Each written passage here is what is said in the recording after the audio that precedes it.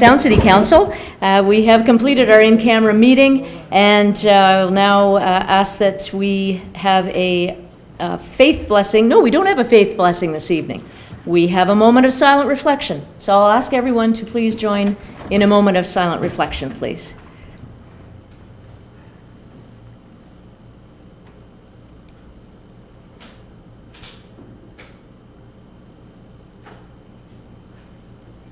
Thank you. Are there any additional items from any member of council? Councillor Wright. Thank you, Your Worship. I have two. One is deals with, I just recently found out there is a tax bylaw dealing with what I want to ask about, and the other, I have a question for the clerk. Okay. Any other members of council? Councillor Purdon. Yes, I'd like to speak to the Protection of Public Participation Act. Okay. Councillor Chamberlain. Yes, I'd like to ask a question about the Creamery Hill. Okay. Any other members of council? I have one item with regards to the Thornhill African Caribbean Association's recent visit.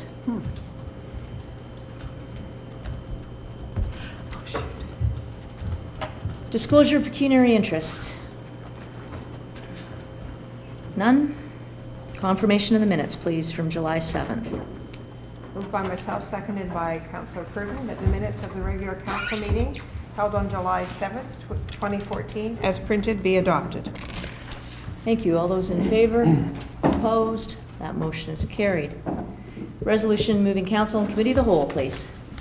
Moved by myself, seconded by Councillor Purdon, that City Council now go into committee of the whole to consider public meetings, deputations, public question period, matters arising from correspondence, reports, matters tabled, motions for which notice was previously given, and other business.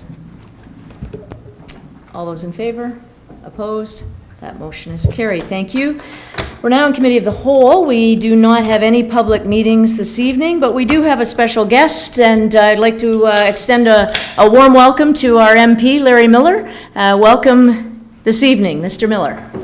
And Larry, on a personal note, I have to say, happy birthday. Oh. Well, it's very, very good of you to come in here on this day, and I know your family's waiting for you at home, so we really do appreciate your time here. Well, thanks. Thank you. At my age, you have to have them, but you just don't count them anymore. So, That's fair. But no, it's great to be here, Madam Mayor and Council. So I think what I'm just going to do, I know there's probably a number of issues that Council wants to talk about, and I'll just answer the questions I can. Hopefully Sure. I can answer them all. Okay. Sounds good. You bet. I'll open the floor. Councillor McManaman. Thank you, Worship, and thanks for coming, Mr. Miller. Before we get into the discussion of harbour dredging, the discussion by some of the harbour bureaucrats, I guess we'll call them, to close that roadway off. When we first received notice, I just assumed it was like it had been for many years on a temporary basis. There was a boat here, they were closing it. When the boat left, they were reopening it, and now it appears that they're talking about permanently closing it. So could you give us any update on that, the status of that? I think if the two officials out of Toronto, Burlington, Gail Crossman and Wanda Campisi are the two that I've been dealing with.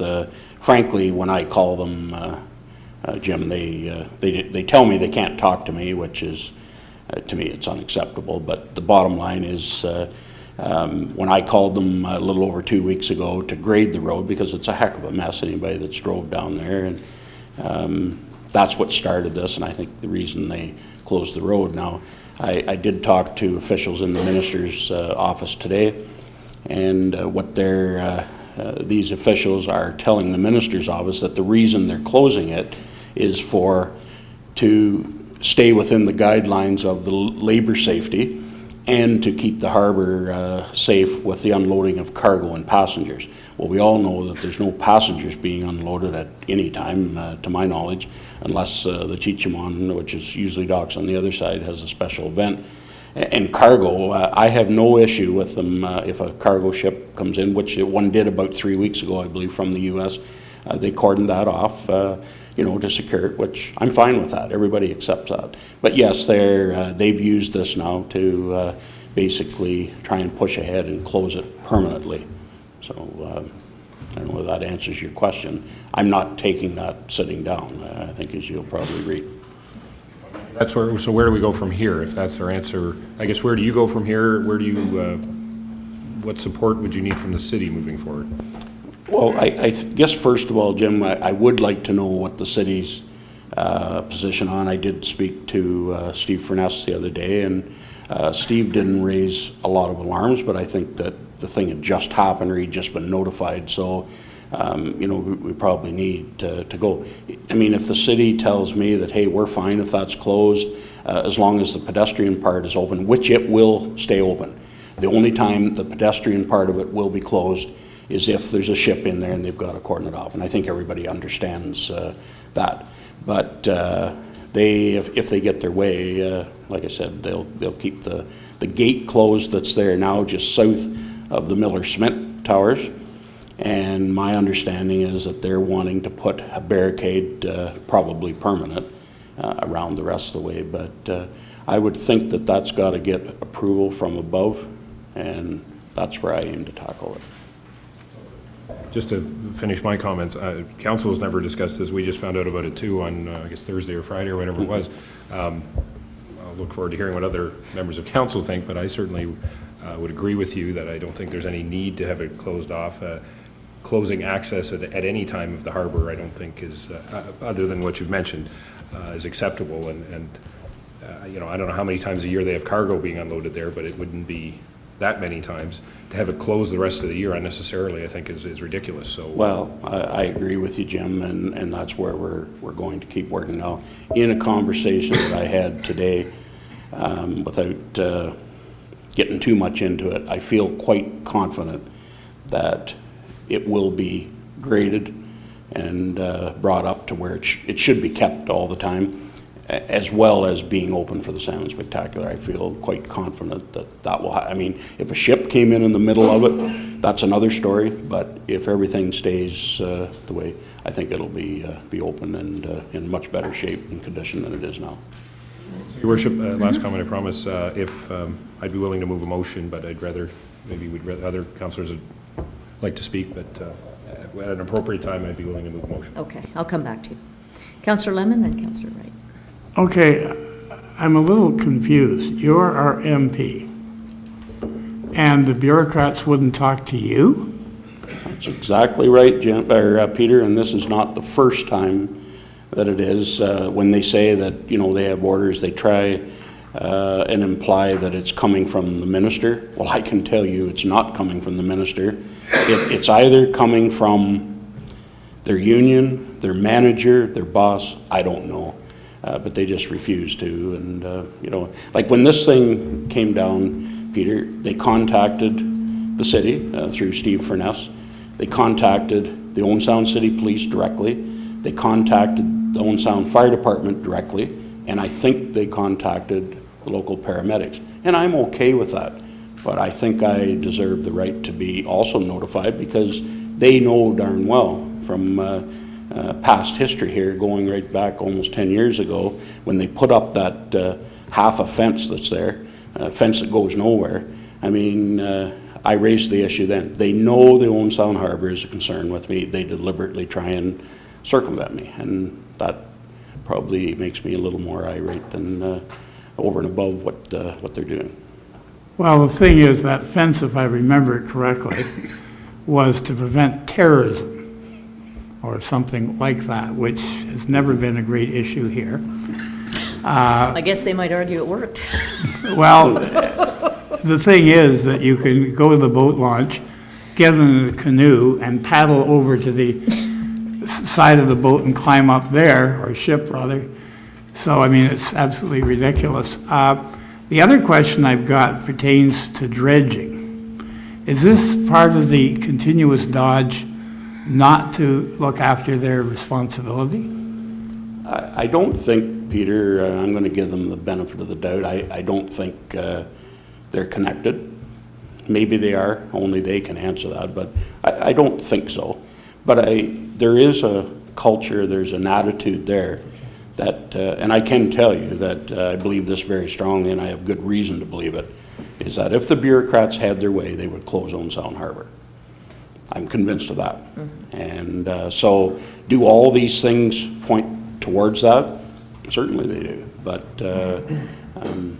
my job to see that it doesn't, Peter, and I hope I'm pretty sure I have the backing of the city and the county and everybody else on seeing that doesn't happen, so.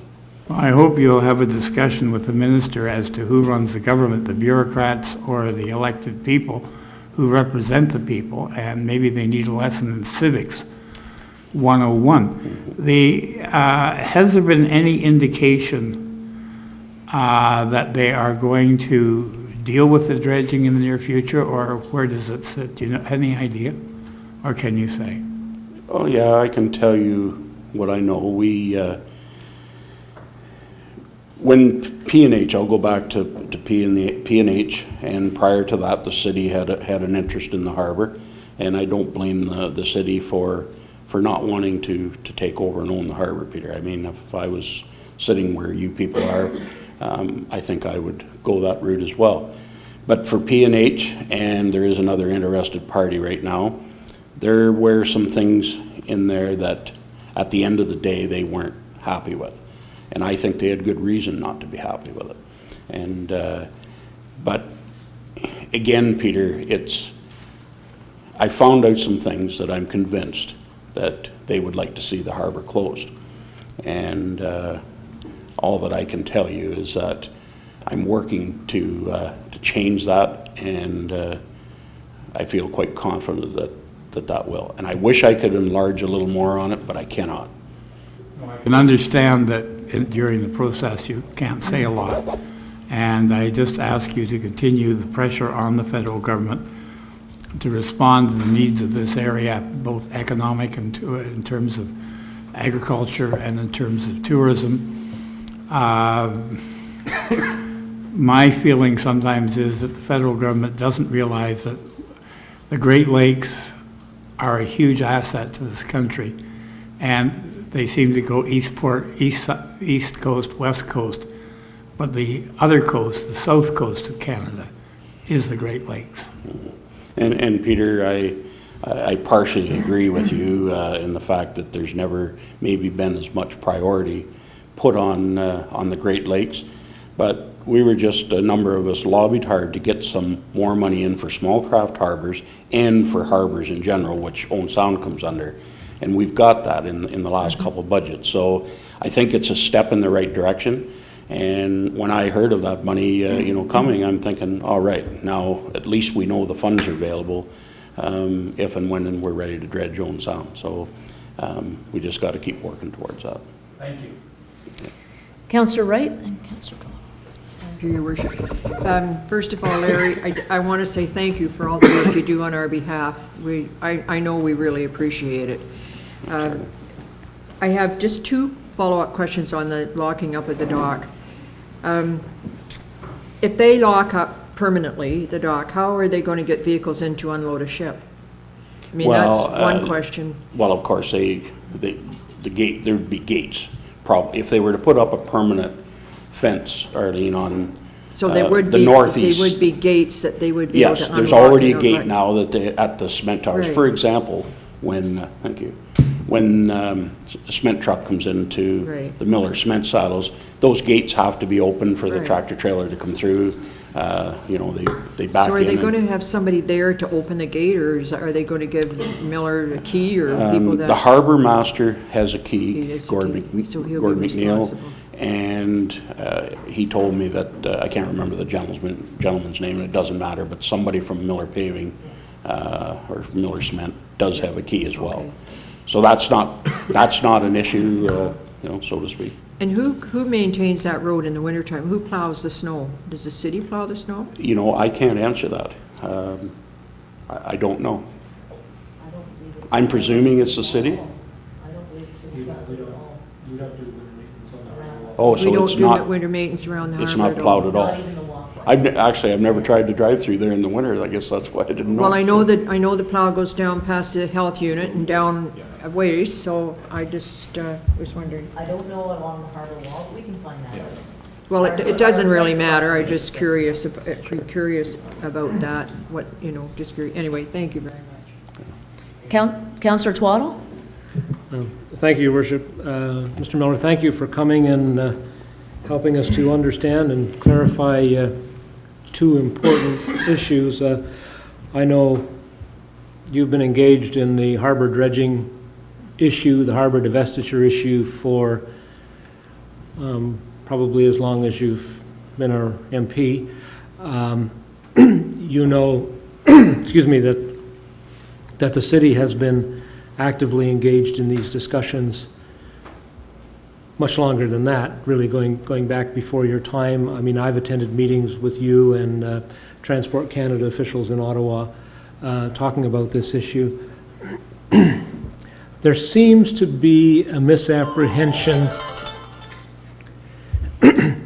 in the public, or at least in one small part of the media, that the city is doing nothing, has no interest in harbor divestiture or in dredging, and has simply ignored the issue for many, many years. And I'm going to give you an opportunity to just confirm that you and we have been actively engaged in this discussion, and it's been very challenging to get it to go anywhere. We've passed resolution after resolution and written letter after letter and talked to your office about the need to get the dredging done.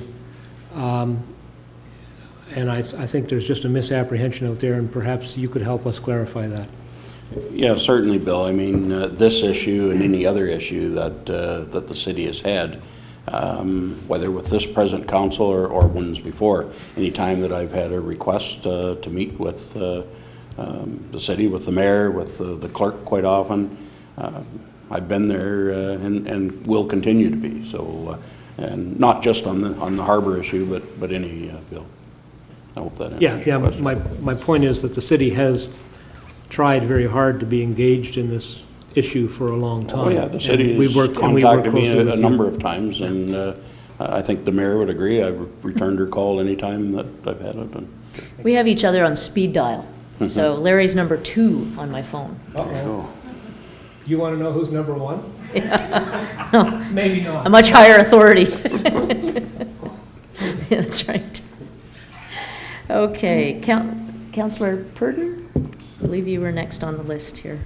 Yes, happy birthday. Thanks, Colleen. I have a couple of questions. I'm not surprised, as Councillor Twaddle mentioned, the public not being very clear about what's going on. And I was hoping you'd be able to answer a question about why there has not been more opportunity for the public to be involved. This is a really important public asset, the harbour, both for the people of Owen Sound and for the users of the harbour.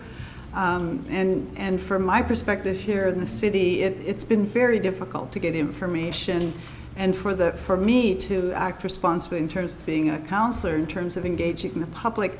Even when we decided, had the discussion around whether the city would put in a proposal or not for the divestiture, we couldn't consult with our public about that because all of that was in camera. So these are issues I find really important. How does the public get involved, informed, and up to date with a really, really important decision-making process that involves the federal government and the municipality? Well, I think in simple terms, Colleen, I mean, they do that by electing you or everybody around here. When it comes to negotiating agreements, like when the city was negotiating for the harbor, and I'm not sure whether you were on council then or not, but for obvious reasons, the public can't be involved. I mean, that's part of your job, our job, as far as that. At certain times, I guess, if council so wished, and probably would be well advised to have a public meeting and say, okay, we're considering taking over the harbor, and this is what we have to do to hold up our end. There comes a time when you go before the public, but you can't, like, when I hear this kind of thing, you can't negotiate in public. It doesn't matter what it is. And but if you want more information or whatever, call me. I don't think you've ever called me about the harbor issue, but I'd be happy to accept your call, and I'll tell you what I can tell you. I certainly understand you can't do negotiations in public, but I think what I was looking for was more how this process can be made clear for the public in terms of a public asset. So just kind of related to that was around the question about the sill study, about the sediments in the harbour. That was apparently ordered in 2008. Do you know why that was commissioned and who commissioned it and whether it's a public document that can be reviewed and where you would find it? I don't know that it's public or if you can find it, but I could find that out. But it was commissioned by Transport Canada, and it was done as part of the process to basically would come down to the day when you could dredge the harbour. Obviously, when you go and start digging around in the water, which you have to do to dredge, obviously there's some, or could be some environmental concern. So you have to do an environmental assessment. That's basically why Dillon Consulting was hired. There was 2 stages of that. I believe, I'm going on memory, I think the first part of that study came out in 2010. The other part came out sometime in late 2013, I believe. And also, I think going back to 2010, and I'll stand to be correct in that, the city did its own study on that, relating to, of course, stirring up of sediment and what have you around the water intake. And I've tried to get a copy of that, but so far I haven't. But I believe that it may say the same thing. You know, when it comes to consultants, they always take the safe way out. And that's what I feel the consultants did that Transport Canada hired from Dillon. Obviously, you know, when you're digging or whatever, you're going to stir up a bit of sediment. And of course, you do not want to contaminate the city's drinking water. But you know, we can put people on the moon. I'm sure there's a way to do it safely instead of using the cop-out, well, we're just going to leave it and let it heal itself. And I know that's getting a little bit off topic, but it's all connected. I don't think it's off topic at all. Okay. And I think, you know, this council, and for me personally, we are with you. We do not want the harbour closed. We want it dredged. We don't want a consultant's report to be something that stands in the way of progress for our community and I think for our whole region. So that's why I was asking whether it's public. I mean, it's very difficult to kind of push back when we don't have anything to push back against, when the public can't get engaged as well and involved in terms of these types of reports that are not helping dredging the harbour or having a viable harbour here in the community. Okay. One thing that you can do, Colleen, on a Freedom of Information request, I'll guarantee you'll get a copy of that report.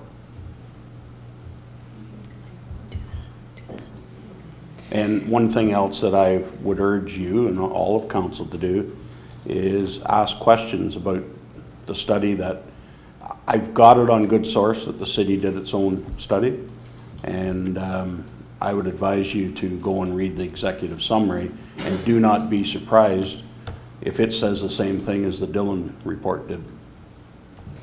I don't know that, but I'm surmising. I have a suspicion that it may have.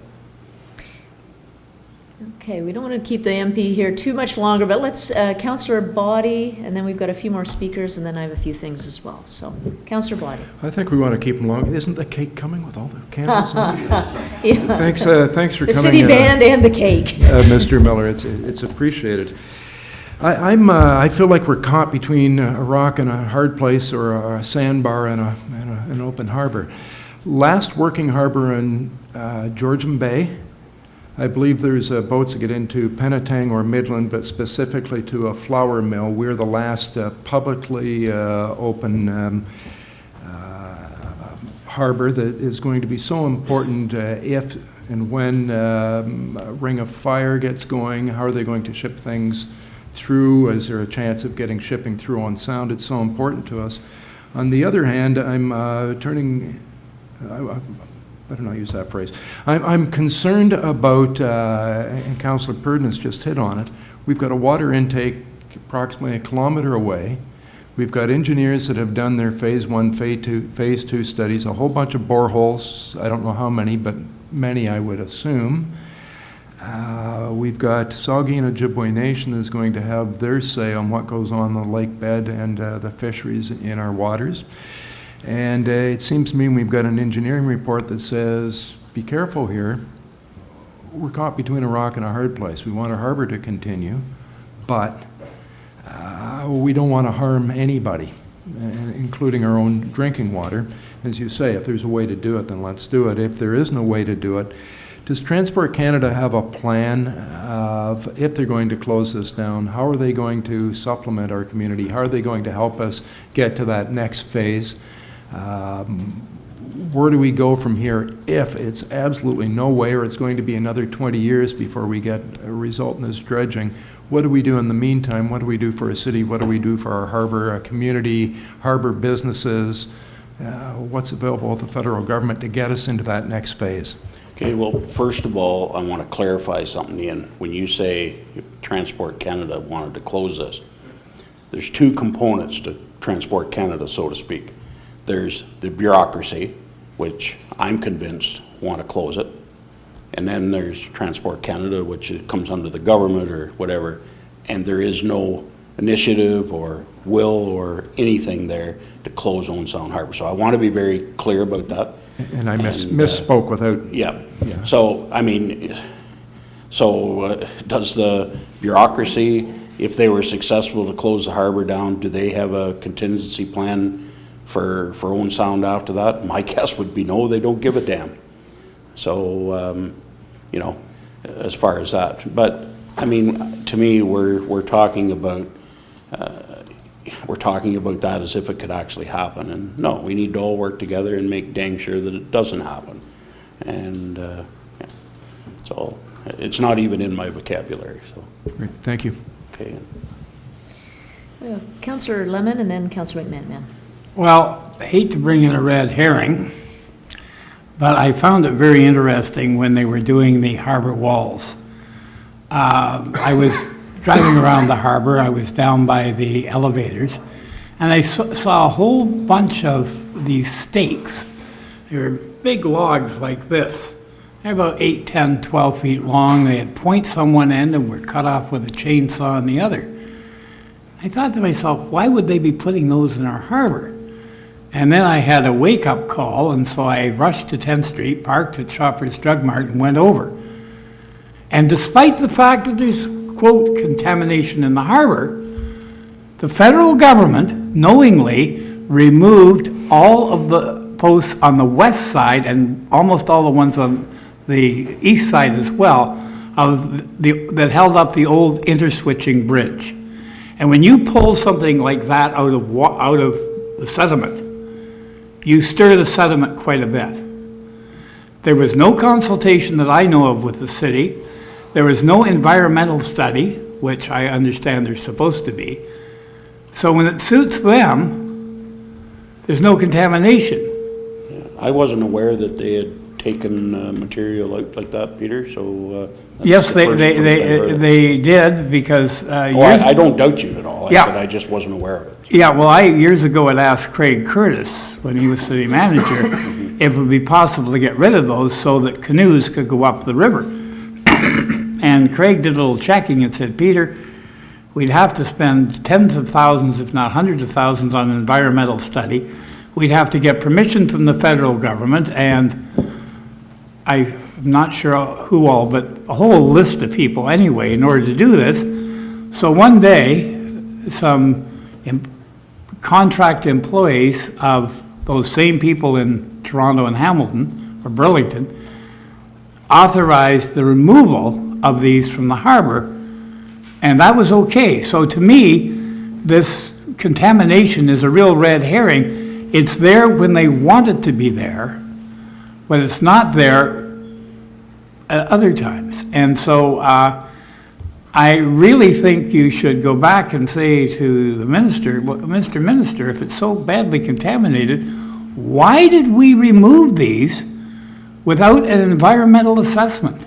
Yeah, I guess first of all, Peter, we should find out, did they actually do that without you know, an environmental assessment. I don't know whether they did or they didn't. So, Kind of doubt that they did, because Yeah. they would have had to inform the city if they were doing it, and I didn't see them drilling any test holes. They don't have to inform the city. Having said that, okay. the MP and the mayor found out within minutes that this latest action had happened. That's the kind of notification that happens. I'm going to go to Councillor Chamberlain, hasn't spoken on this, and then I'll come back to you, Councillor McManaman. Yes, again, happy birthday, and thank you very much. I really do believe we do have the public's attention on this issue now, especially around the salmon spectacular and the fishermen that would like to drive right in there to fish rather than just walk in there. And having grown up here, I think you know, I watched them dredge that harbor when I was a little girl. And they just had the dredge right in there, had it on a barge and took it out and emptied it out further out there. I don't think any of us worried very much about our drinking water or anything in those days. Many people have talked to me about the ways that we could be dredging it with sucking it off the bottom and taking it out. So we really do want to get this fixed up. And I do believe there's a real will for people to want to keep our harbor as a working harbor and what we call it a mixed use harbor. On this council, since I've been on, we've had many, many meetings. We had our harbor master plan work, and we did have the community come engaged in that process. So if we have to just try to really stir up the community, I think maybe the Salmon Spectacular is the way it's going to happen. And we would like to have it happen, and thank you very much, Larry. Well, Jan, just on your comments about watching the dredging when you were young, unfortunately or fortunately, I guess it depends on how you want to look at it, things are a lot different today, and you just can't, you know, go and do that. And now when they tested this material, it was at a level of contamination that, you know, that you can still on some harbors dredge it and take it out and dump it, depending on the state of the material. And this one here, unfortunately, we can't. But anyway, it makes the job tougher, but it doesn't make it impossible as far as I'm concerned. And that thing about vacuuming it off the bottom, that's the one suggestion that I gave right off the bat. I said, I know that can be done. It costs more and it takes longer, but if that's what it takes to do it right and protect Owen Sound city water, then that's what should be done. Back to you, Councillor McManaman. Thank you, Your Worship. And just so quickly to Larry, we have the report, the engineering report on the dredging. Where do we go from here? Where do you go from here? Well, the minister knows I'm not going away on this, and she's instructed her chief of staff to work with me, and he has. And I can't give you much more detail than that, Jim, but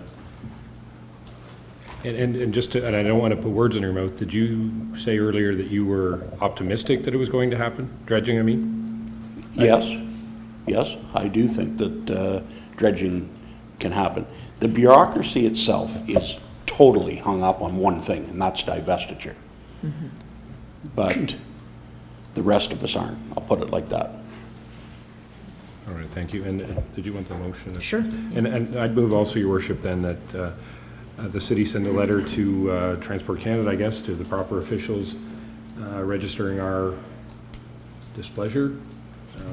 Strong objection. Thank you. I knew Councillor Twell would have better wording than I would. Strong objection with the closing off of the roadway on the inner harbor. And a copy to her. And of course, a copy to our Member of Parliament. Thanks for that. Absolutely. All those in favor?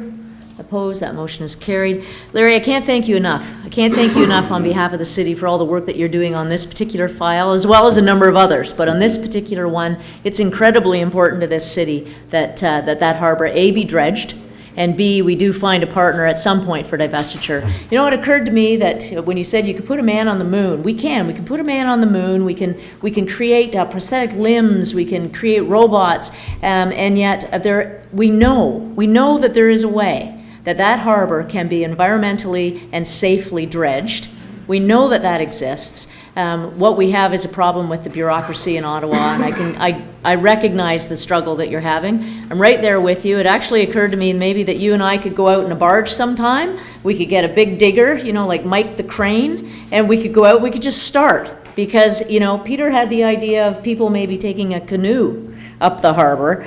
If it's not dredged very, very soon, you're going to be able to walk. Canoe won't even make it. So I can't thank you enough. I think we're in a bit of a Mexican standoff right now between bureaucracy and politicians in Ottawa. And I know that you're there. You always take my call and you always respond. And on behalf of the city and behalf of council, I want to thank you for that. We'll get it done. I'm confident, and I have a lot of confidence in your abilities to get it done. So thanks, anything you need here, let me know. Okay, well, thanks for that, Deb. And just one last thing on Peter's comments. If you'd like to follow up on that work where the stuff was removed, Peter, send that in a separate letter, and we'll try and get some answers to that. So, okay? Certainly would. And the other thing, anything new on the Georgian College Marine Emergency Duty Training Program funding? Yes. There we go.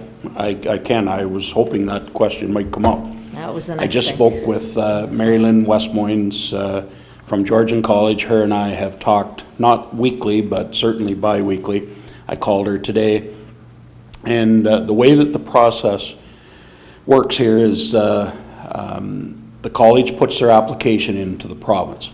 The province, as of late last week, Thursday or Friday, we're still not accepting applications.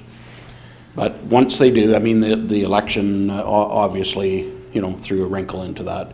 But they will, at some point, I hope in the very near future, start accepting applications. Once they do, the province then, under the FedProv infrastructure agreement, or Canada provincial, what they do is the province prioritizes all the applications that they want to see go ahead. Then they are submitted to Infrastructure Canada, and that's when it kicks in. So they haven't even accepted the college's application yet, but I, with Mary Lynn Westmoynes, we ran this by some people, I'll just say, in Infrastructure Canada, and we think it has great merit. I mean, it doesn't put a guarantee on it, Peter, but I think it's a great project, and we got to go one step at a time. First of all, it's got to be accepted by the province, and then prioritized, and we go from there. So, in other words, we have to have a little meeting with our provincial people to. Well, that never hurts. It. We should always do that. But I mean, I don't know how long it'll take them, Peter, to get in here. I mean, after an election, obviously, it always takes a bit of time. But I'm afraid that we're going to lose. Outside of the Georgian College issue, I'm afraid that we're going to lose most of a good building year and with infrastructure money, and that's not. It's maybe good in the federal government's and the provincial government's pocketbook, but I mean the infrastructure needs and requirements are there, and all they do is get a year older if you don't get some of them built this year. Good questions, and thank you. And you have to know, we all recognize that all of these discussions are all focused around the harbor. So everything, that's our competitive advantage. The City of Owen Sound has a working harbor. We have a mixed-use harbor. That's our competitive advantage with other communities. Our industry has taken a different direction. We do still have manufacturing. We're very lucky. We have a mixed, fairly broad industrial base that's much smaller than it used to be. But our key economic advantage is that harbor. Totally and the agree related courses, the Marine Power Engineering course, the Marine Emergency Duty Training Program, and that to have a Marine Center of Excellence right here on Georgian Bay, it certainly would be second to none and provides an incredible economic driver for this region as well as for the college. The college is growing. It's over 1,000 full-time students this year, and I can tell you, Councillor Lemon, that as recently as about 4 hours ago, I was on the phone with a particular minister in Queen's Park having this very discussion with the importance of this from an economic driver's perspective. So we're certainly, we're on it, and I appreciate your support on this as well. Okay. It's for the region. We have Grey County behind us. We have Bruce County behind us, and we certainly have our MP and our MPPs working on it as well. So we're all pulling in the right direction, and when you do that, usually good things come. Exactly. So we'll keep pushing. on Georgian College, I think a lot of people here do not realize what a gem it is up there for the marine industry. They train people there from all over Canada and beyond. Yeah. And it's quite a facility. If you ever get a chance to tour it, I'd advise anybody to. Sure. Well, thank you Okay. so much. We really appreciate your time, and I'm sure we'll be talking probably within the next 24 hours. Okay. Take care. Bye for now.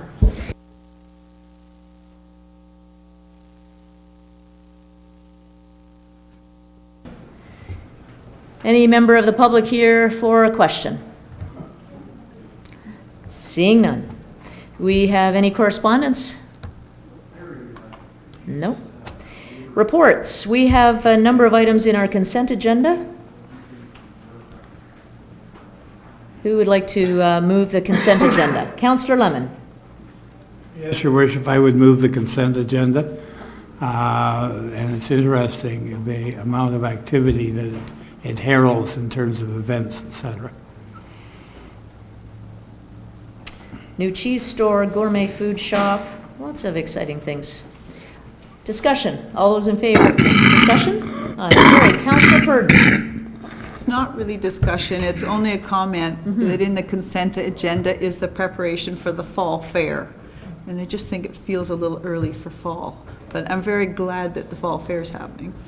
Well, my nephew will be excited because he's training a lamb right now that he's showing in the fall fair, and his last quote was that it's going to be really embarrassing because his lamb isn't very bright. So I'm curious to see how that rolls out for him. Think of the benefits of mint sauce. Yeah. All those in favor?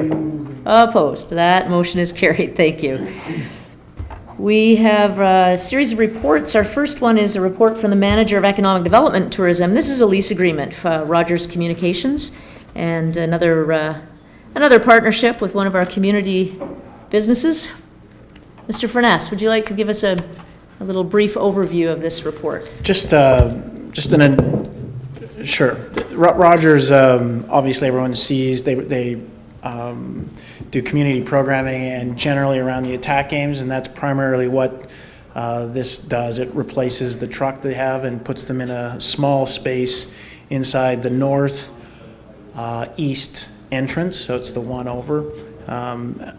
It's a very small room, and currently the city uses that room for storing a few chairs and ironically some of the Rogers equipment, so we're just formalizing it where they actually can put in technical equipment. I did want to point out that at the time, when I wrote the report, Rogers had further legal review and actually would like to have options for renewal. So when I say it's a 5-year lease, they basically want 2 extensions to take it to 15 potentially. That's because the amount of investment that they're making is while it's a very small room, will be very significant. So that's just one update to the report. We are getting cost of inflation, so you don't have to adjust the rate. Okay. Thank you. Any discussion or questions for Mr. Furness? What's council's direction on this? Councillor Purdon?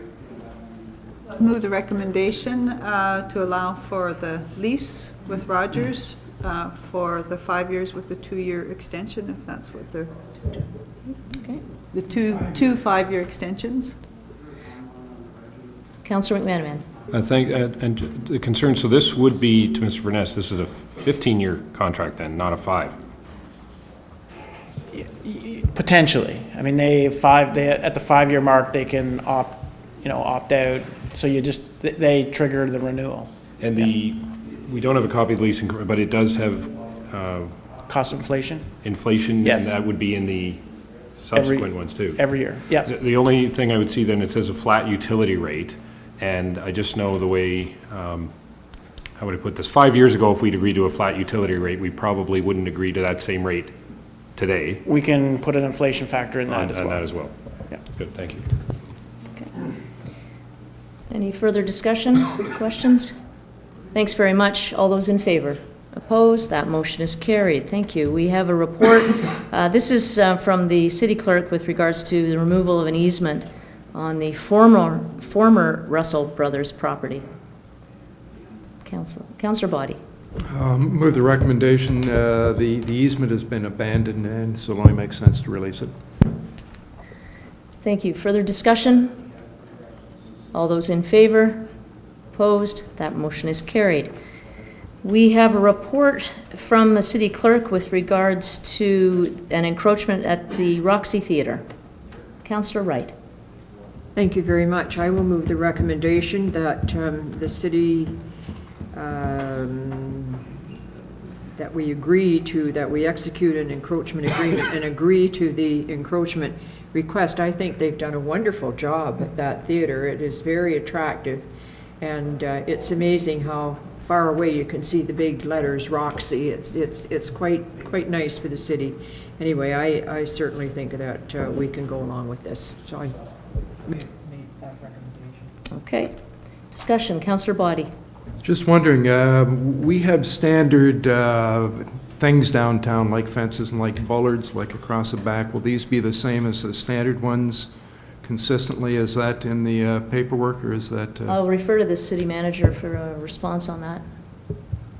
The short answer is yes. Short answers are good. Further discussion? Councillor Lemon. Not a question so much as a question. There was the old Roxy sign, which is occupying actually probably more space than the current situation. Why do they need a new easement?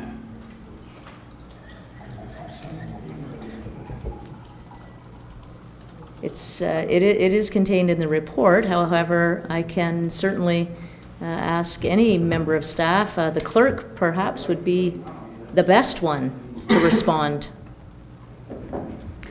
The original sign was removed and taken to the back of the property, so it encroaches now on our back lane.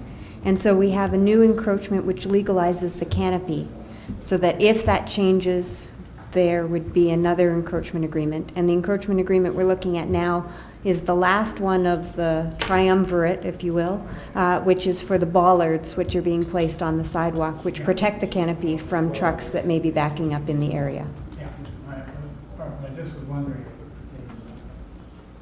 Thank you. All those in favor? Opposed? That motion is carried. Another report from the city clerk. This is with regards to 2014 municipal election, Lame Duck Council. Councillor Twaddle. Thank you. I'll move receipt of the report, but I just have a couple of questions. That, Sure. And the report points out that there are certain items that where authority to make some final decisions can be delegated to staff on issues that might potentially come up during that period of time. Later in the agenda, we get the minutes from the Finance Committee that point out that we've already spent the entire 2014 winter maintenance budget. So one of the suggestions in those minutes is the potential for reallocating capital money, should we require it. Would council have the ability to make those changes within a currently approved budget, so that if there's a project, and I realize we can spend up to $50,000, I think is the number in the report, but if we were trying to deal with those items, do we have the authority to make changes within the capital budget within the approved envelope of the total budget? Sure. Through your worship, just for clarification, are you considering additional funds or just a reallocation within the budget? No, I know we can't spend new money, just do we have the authority to reallocate within the existing total budget? I will need to confirm. It is my understanding that you can do things based on the most current budget passed by council. So you may need to do those reallocations before the potential lame duck period, but I will find out and I will get back to council as soon as possible. Great. And just the other question is there any provision for council to act in an emergency? Yes, there is. So that we, God forbid, some disaster befell, but, Peterborough had major flooding one time, that sort of thing. Yeah, okay, thank you. The section of the, sorry, through you, your worship, the section of the municipal act that speaks to lame duck provisions specifically exempts an emergency situation. Thank you. Good questions. And Councillor Purdon. This is just a question, again, with mathematics, or just the changes that we have. In this report, it says it's the number 7 is the members of outgoing councillors being re-elected of the 9. But this year we have a deputy mayor position, and before we didn't. So does that in any way impact on the numbers now that we have the deputy mayor? And is the deputy mayor position maybe the same as the city or the council position vis-a-vis the lame duck provision? Thank you. Through you, your worship. It is the strictly mathematical formula of 3/4 of council returning. So it's a matter of whether councillors would be vying for the same position such that they could not all be re-elected. So it's not a matter of what positions you are applying for. That clarifies. Okay. Did we have a mover to that motion to be read? Thank you. Councillor Twaddle moved the recommendation. All those in favor? Opposed? That motion is carried. Thank you. Councillor Lemon, you didn't even quack. I was kind of waiting for that. Councillor Body with that. Oh, I didn't hear that. Is he? Yeah. We have a report, 14108, from the Facilities Booking Coordinator, and this is with regards to closure of the curb lanes along the Eddie Sargent Parkway for 2014 Summerfolk. Councillor Lemon. This we've done for many, many years. I can't even think of how many. And so I would move the recommendation. Okay, thank you. Councillor McManaman. Thank you, Your Worship. I'm in favor of most of the recommendation. I do have a concern with the second motion, and it's contained in the report, the discussion, that we notify Folk Society that for the following years we won't be allowing this. And I'm thinking that portion is premature. It also says request Operations Department of Community Services staff bring back a policy with respect to lane closures on the Eddie Sargent Parkway. I'm certainly in favor of that. The discussion around that, I'm not aware in the 39 years of Summerfolk that there's been an issue. Perhaps there has, and I'm just not aware of it. But either way, I think a discussion needs to be had, a thorough discussion at committee about what the policy is and why is it necessary. And then if that in fact takes place and comes through the council process and we determine that we don't want to have parking on the Eddie Sargent Parkway during Summerfolk in subsequent years, so be it. But I think this is premature, item 2, at this point. I don't think we have nearly enough information to say for sure that that's something we want to do in the future, ban parking along there. Again, the main point being perhaps there's an issue, but I haven't heard it. And so I guess I'd ask if item 2, if it'd be a friendly amendment to Remove it? remove Yes, item 2. it's removed. And that still allows us to move forward with the discussion phase for 2015. Okay, back to Councillor Lemon. I was more than willing to remove that because that would also affect Canada Day. Because if we're not going to do it for Summerfolk, how can we do it for ourselves and other events? And I don't know where the idea of not permitting it came from, but I think that may be in for a rough ride. I believe we'll be talking to our colleagues over at Police Services on that one, and I can certainly say it's absolutely not. It certainly isn't a friendly idea to encourage more use of large-scale events at Kelso Beach Park. Parking along there, I think Councillor McManaman, mentioned 39 years. I cannot recall one incident over there with parking along the side of both sides of the Eddie Sargent Parkway. So, we certainly, this is just enough. I look forward to the report. If it says anything but we can continue to allow parking there, I'll have a real problem with it, but we'll let the process unfold as it should. And in the short term, Councillor Wright and I will have a discussion at Police Services with perhaps their intention to ramp up safety, but quite frankly, you put parking on the side of a street and we know that it slows traffic down, and that's safer. Where would you park those cars? I don't even want to think about it. All those in favor? Opposed? That motion is carried. Thank you.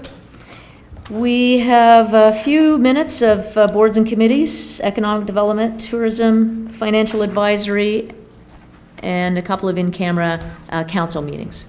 What's council's direction? Councillor McManaman.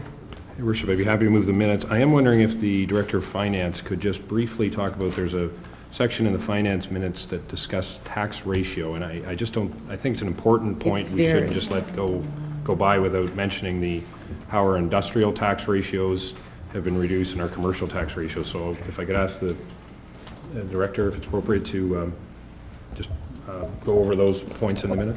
Absolutely. This is, these are not very topical items in the media, but they're incredibly important to this council and incredibly important to the business community. So I am delighted to hear a bit more information publicly from the Director of Operation or Financial Services. Thank you, Your Worship. Perhaps just a little background first. Excuse me. In the late 1990s, municipal business taxes were replaced with the tax ratios on business properties. Many municipalities, including Owen Sound, adopted tax ratios. When the city rejoined the county in 2001, we agreed to merge our tax ratios with those of the county, and theirs are significantly less. At that time, it was a shift of about 30% in overall taxation from the business class over to the residential. Owen Sound Council has worked hard to reduce these tax ratios, and the attached charts show the effect of that. And the effect, very briefly, is industrials down 14.5%, large industrials down nearly 25%, and the commercial class is down about 19%. So council has worked hard over the last 8 years to merge our tax ratios with those of the counties. And at our current pace, I would estimate we will be there in about 8 years.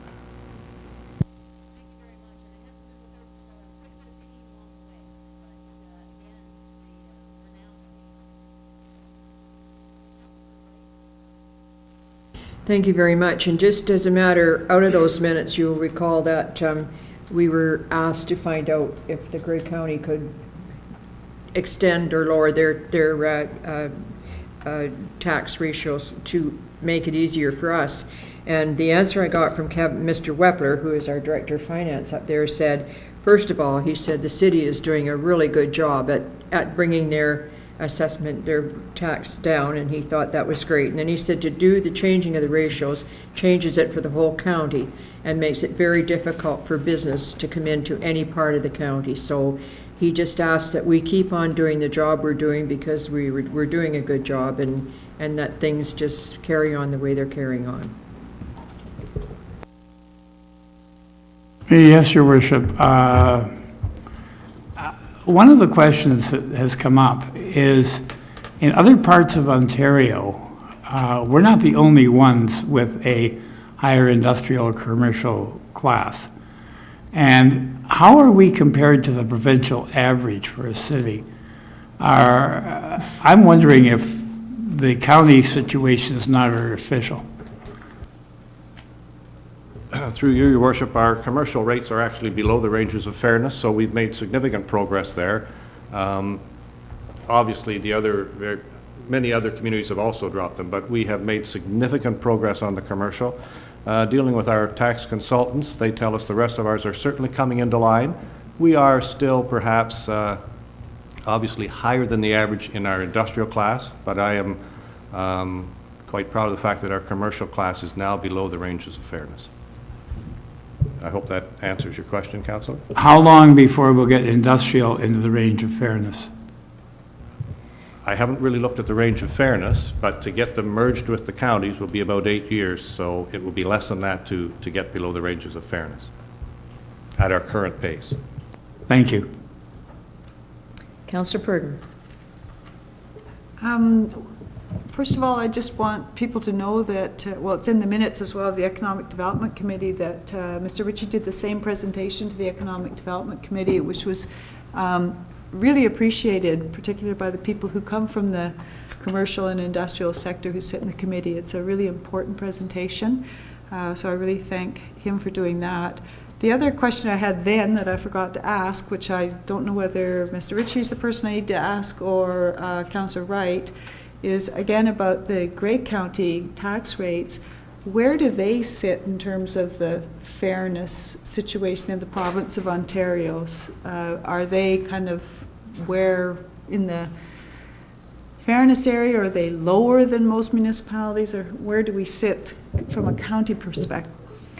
I'm going to go to the Director of Financial Services. That might be a fairly finite question to pose to one of us. My understanding would be that the county's ratios would be certainly on the lower end, and I think that's not uncommon of county tax structure as opposed to single-tier tax structure, but theirs are certainly well below the ranges of fairness. Thank you very much. I'm just wondering, what target are we shooting for? So for a city where it looks like we're trying to aim to a target is less than many other communities are aiming for. So if we weren't in Grey County, maybe our tax rate would look different than it does because we are in Grey County. Yeah. If I could, Your Worship, Councillor Purdon is exactly right. If we were a single tier, I believe we would have a much different philosophy on tax ratios than we currently do. We would still always want to get below the ranges of fairness. How far below that we went would be a different discussion than the current one, where we have to merge with the counties. Thank you. I will certainly look into that and bring some information back. But the thing is, we want commercial and industrial, so in order to do that, we need to get our taxes lower for those two. Councillor McManaman. Thank you, Your Worship. And just to Councillor Purdon and Councillor Lemon's questions, and I think they're both in the same range. And this was asked, I remember on finance last year, we discussed this exact point. Getting down to the county level, is that where we need to be, or should we be at a level that's within the range of fairness, that's also within the range of some of our comparator communities? And I think that's a discussion that a future council will have to have at the point at the time, and I think it's still the case, certainly with large industrial. Our ratios were so far out of whack that we needed to get them back in line with commercial, and as Mr. Rishi said, that's working. Industrial, I do think at some point a future council will be having that exact discussion. What is that ratio? When have we said, okay, we're at a level now that's fair to everybody? Because keep in mind, these ratios shifts the burden to residential, and we all know that the residential taxpayers feeling that too. So at some point we will be certainly having that discussion. Councillor Body. Just in response to that quick question, is it not mandated by the province that we have to match the county when we joined the county? Like, we don't really have a choice, I don't think, legally to come up short, do we? Through Your Worship, that's correct. It is a regulation that we have to get there, and if we, well, as long as we are within the county, it certainly makes absolute sense that we merge our ratios. Absolutely. Further discussion? All those in favor? Opposed? Motion is carried. Thank you. We have 2 minutes of in-camera meetings for approval. Councillor Purdon? Move acceptance of the in-camera minutes. Thank you. Discussion? All those in favor? Opposed? That's carried. Other business. Councillor Wright. Thank you very much, Your Worship. I have a little story to tell you, and then I do have a complaint. Last February, I went on a trip, and this is a warning that other people can take note of, down to an island in the Caribbean.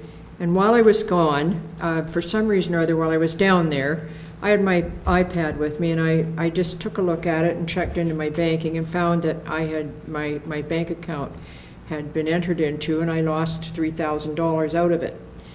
And so I immediately called up and had my bank account shut down.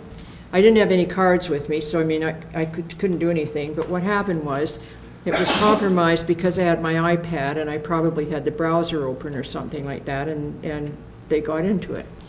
Anyway, before I left, I prepaid all my bills, including my City of Owen Sound taxes. But of course, because my bank account was shut down, nothing got paid.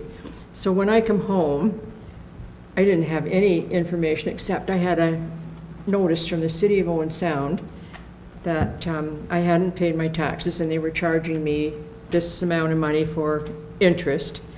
And I thought, well, doggone it anyway, because I hadn't paid. Nobody else charged me anything because of the fact of what had happened, but the city did. That's okay, it was necessary. But then they also charged me $5 for sending out a statement. Well, that really hurt. It really hurt. And I thought, boy, oh boy, there's nothing like Finance kicking a Committee. dog when they're down. Anyway, I never did any more about it, but I got a complaint this week from a taxpayer who said, I lost my tax notice, I went to find it, I couldn't find it. I got a statement which reminded me I hadn't paid my taxes. I went to the City Hall counter. They wanted $10 to reprint my tax statement, and then they charged me $5 for sending me out the statement. I couldn't believe it. So I did get in touch with Wayne, and unfortunately, Director of Finance was away and didn't get back to me until today, but he did get back to me. I looked up on our policies, under 700 policies that we have, and I put in the wording, fees and charges. It kept coming back saying there's no such policy. So I asked, where do I look for this now? Wayne sent back and said it's a bylaw under tax division, so it could be in a different spot, I'm not sure. But I am going to ask, please, that we get a report on that. I checked with every other municipality in the County of Grey. Nobody charges to send out a tax notice that they haven't paid their bill. Nobody. We're the only municipality that charges money to send a bill out to somebody who can't afford to pay their taxes. So we're just adding it. $5, and we send out 4 times a year, I believe. That's the information I got. So I thank Wayne for the information. I know where to go to look now under fees and charges under the tax division. But I'm going to ask for a report on this. I'd like to know how much money this brings in. I'd like us to rethink this and rethink what it is we're doing to our ratepayers when we're supposed to be providing a service, when some poor fellow cannot pay his taxes and then we charge him $5 to send him a statement. I think we need to do something about it. So I'm requesting that, if that council agrees with that. And then I have one other issue. Okay. Discussion. Might want to send it back to the Finance Advisory Committee for some discussion. Yeah, I'll send it back to Finance. Okay. Pardon me? Yeah. It'll just go. All those in Yeah. favor? Opposed? That's carried. My second issue is, I think is something different. I did get the email from the clerk, and probably because I'm the only candidate so far at this table, I'm the only one that got this, but it's about asking questions of staff, and I'm not quite sure I understand it. My role as a counselor and my role as a candidate. So if I have a question, for instance, I want to call John Howard about a tree, do I have to go through the city manager for that? I think in that case, you would contact the person, and if the person was concerned about whether they were able to identify whether it was a campaign question or a council-related question, they would take care of it. So if it's, But if it's a question that is related to something to do with council business or something to do with a ratepayer that you're representing as a councillor, then it would be your capacity as a councillor. If it's a question... Sorry, go ahead. Okay, so anything that's in my capacity as a counselor representing the people of the city, I just carry on as normal? Yes. Okay, if it's something that's a campaign issue, then I go through the city manager. Okay. Is this something new? This is certainly a practice that has taken place at the city in the past that has been formalized, and it is a move that is afoot in municipalities. To make sure that there is a clear process There's a number of reasons for it: staff, resource allocation, transparency, and making sure that incumbents, new candidates, and past or returning candidates are all treated on equal footing.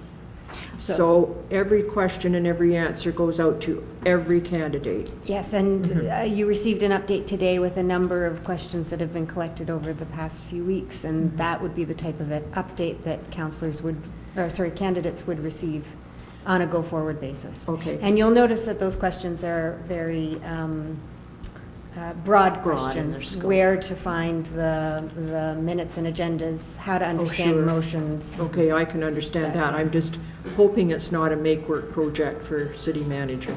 I think the hope is to keep staff from being inundated by questions that, if answered once, would not have to be answered repeatedly, and to ensure for ratepayers that there isn't a bias in staff in how they deal with candidates, regardless of how they are coming in to see them. Okay. It provides certainly a level playing field, and it certainly is much more fair for new candidates who've never ventured into the municipal sector. And no, I'm not. So it certainly does provide a level playing field, I think, for everyone getting the same information, and I don't think any one of us would object to that. Councillor Lemon. The only time that this may come into play is if a councillor or a candidate is doing some research. There's no privilege of information there. For instance, if I were trying to find out exactly how much money the rec center costs, and I wasn't sure, and say I was running for council, and the fact that I might make that an election issue, you're getting into an area where there is public information, as example, budget. And if I ask Wayne a question about the budget, does that go out to everyone? I'm not sure. I think we may be going a little far.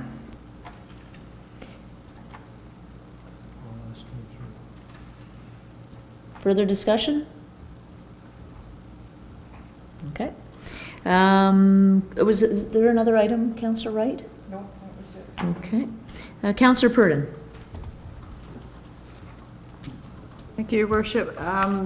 We received some correspondence that came around from the region of Halton, which has passed a resolution in regards to the province of Ontario, which is considering an act called the Protection of Public Participation, Bill 83. And the region of Halton is supporting this act and asking both the Association of Municipalities of Ontario and the province to move forward with this act. The act is, it's called a anti-slap legislation. It's been put in place in both British Columbia and in Quebec. And what it does is it protects, you could say, interest group, often environmental groups or advocates, say on poverty issues or many different types of small not-for-profits, from litigation by large corporations that are not happy about what the complaint is. It's to stop frivolous lawsuits by large concerns against small not-for-profits and individuals that speak out against plans or projects that are being undertaken by large organizations. And in Quebec and in BC, it has offered, it kind of levels the playing field. So I think this is really important personally, and I shared an email with councillors that my son-in-law was actually hit by a slap suit by a very large mining corporation. He works with a group called Mining Watch, and he was hit with a $300,000 lawsuit because he had done an article in the paper, both the newspaper and he were sued for this. And it was one of the first cases under Quebec's anti-slap legislation. And because of that anti-SLAPP legislation being in place, the whole thing was dropped. It was seen as completely frivolous, and it was. There was no libel or anything happening. It was, the intent there is just to stop people like him from being active, because the wheels fall off the bus for these small organizations, because they have to put all their effort into the lawsuit, including lawyers and all the rest. So I think, personally, I think this is, because it's affected our family directly, and we were so happy that they had anti-SLAPP legislation in Quebec. I think this would be something for council to consider, supporting a resolution like the one by the region of Halton. I don't know if people have had an opportunity to look at that, whether a notice of motion would be appropriate, or to send it to a committee for review. I just think it's something worth telling the province that it's an important piece of protection for individuals and organizations that speak out against very large corporations and concerns. I might suggest that be forwarded to, I'm not sure what committee would best handle that, actually. You could just actually have that circulated to all of council through the clerk's office and put it on the next council agenda. I think that would be, yeah, correspondence. And then council can read it and make an informed decision at the next council meeting. Thank you. Thank you. Mm-hmm. And I did read it, Colleen, and I think there's something there that we should really take a look at it. And again, somewhat similar, there was an article in the Toronto Star this morning about nuisance and vexation, minor, but the same people that call constantly with complaints about different things, you know, and a lot of municipalities have legislation themselves that they don't, they discount nuisance complaints or vexation complaints, and I wouldn't mind if we looked into that probably about the same time. No hurry for that, but there is something going on. The City of Toronto doesn't have it, but the surrounding areas do have it, and it's something that would stop a lot of these minor complaints that we keep getting. Okay, Councillor Purdon. I think the anti-SLAPP legislation that the province is considering is a little bit different. It's a protection for frivolous litigation or litigation that has another purpose. And that's similar, I think, to the protection you're talking about for municipalities. But if we could confine it to this for this round. I know it's two different things, but they're two different things, but similar in a way. Mm-hmm. Very good. And did you have another item, Councillor Purdon? Is it okay? Councillor Chamberlain. Yes. Well, I was wrong when I said the Creamery Hill. I actually mean the Cemetery Hill. I had several guests on the weekend, and they were just totally amazed at our flowers downtown. But they all got caught in not being able to come down that hill because they like taking the shortcut when they come in. So my question is it going to be very much longer, or how many more days? We're going to go directly to Mr. Tupling. Your Worship, to Councillor Chamberlain, I was told last week that the hope is that it will be open on the Friday before the long weekend.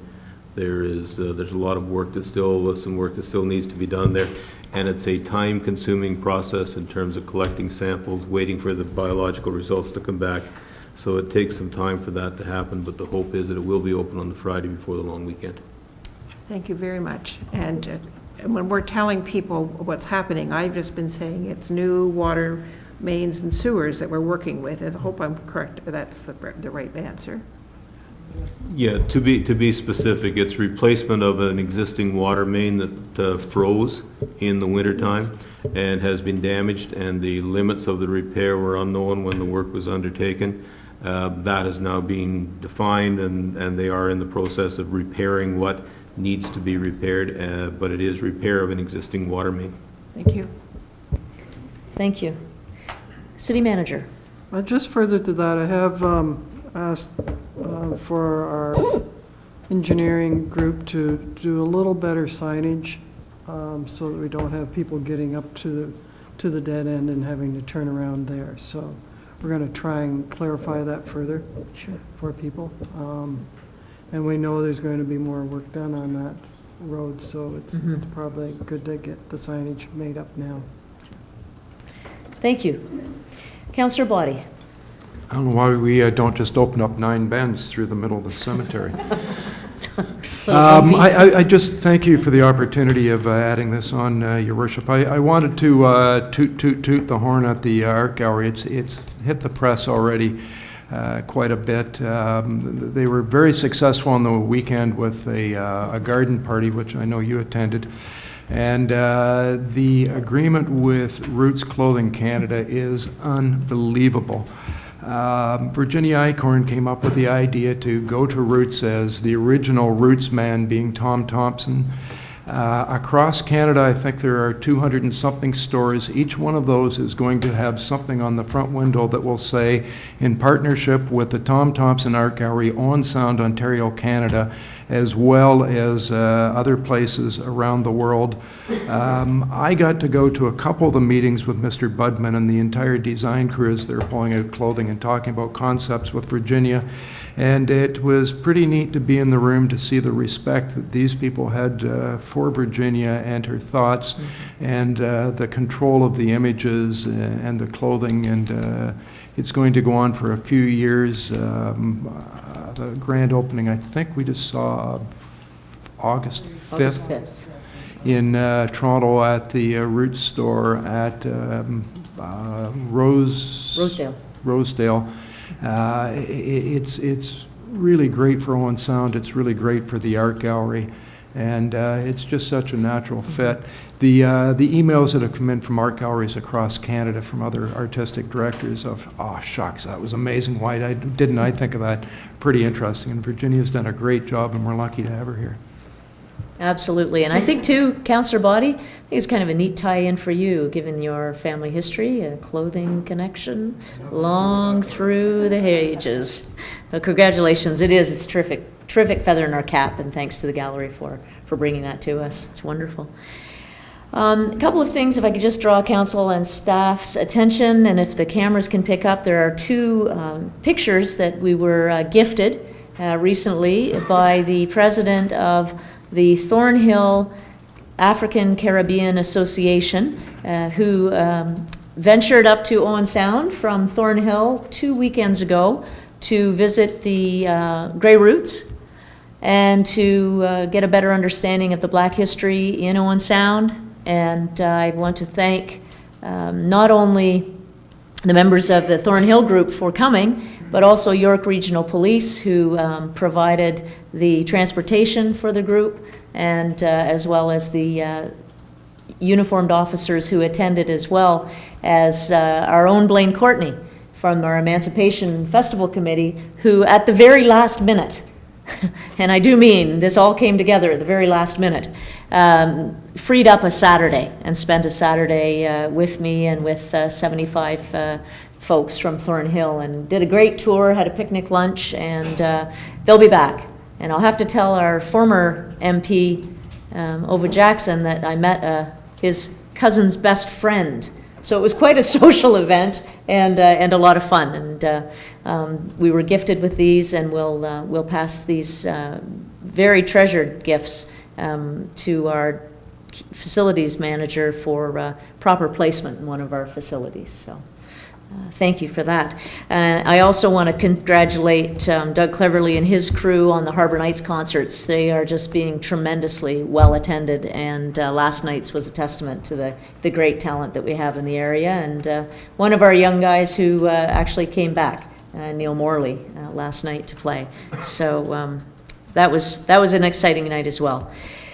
I wanted to mention, too, that we will not be having a council meeting on August the 11th. We're going to take a little bit of a break. We have a number of councillors who have a well-deserved holiday coming up, and so we're all going to take advantage of that, and everyone will have a break on August the 11th. Our next regularly scheduled council meeting then is August 25th. So to be clear, and those of you that are going away on a holiday, have a great time and be safe. And those of us that aren't, we'll still have a great time and we'll be safe. Councillor Chamberlain. Well, can we just comment that we do have a special council meeting this Thursday, July 24th. If there's a person on the planet that doesn't know that we're having a special council meeting this Thursday at 4 p.m., I would be sad and disappointed. It will be televised on Rogers. Are we being live streamed as well? And live streamed. And there will be every opportunity to get in front of the camera, to talk, not to talk, for council to make decisions. And I'm sure we're all looking forward to that day very, very much. So thank you for reminding us. It's this Thursday, 4 p.m., and we'll make some decisions and drive some certainty into our very, very valuable transit system. So thank you for that. Could we have a motion to committee rise? Move the committee rise. Thank you, Councillor Lemon. All those in favor? Opposed? Thank you. Resolution adopting proceedings committee of the whole, please. Moved by myself, seconded by Councillor Purdon, that the action taken in committee of the whole in considering public meetings, deputations, public question period, matters arising from correspondence, reports, matters tabled, motions for which notice was previously given, and other business be confirmed by this council. All those in favor? Opposed? That motion is carried. Thank you. Notice is a motion. New business by resolution, bylaws, please. Moved by myself, seconded by Councillor Purdon, that bylaws number 2014-126, 127, 128, 129, 130, 131 be passed and enacted. Thank you. All those in favor? Opposed? Motion is carried. We're now adjourned. Thank you.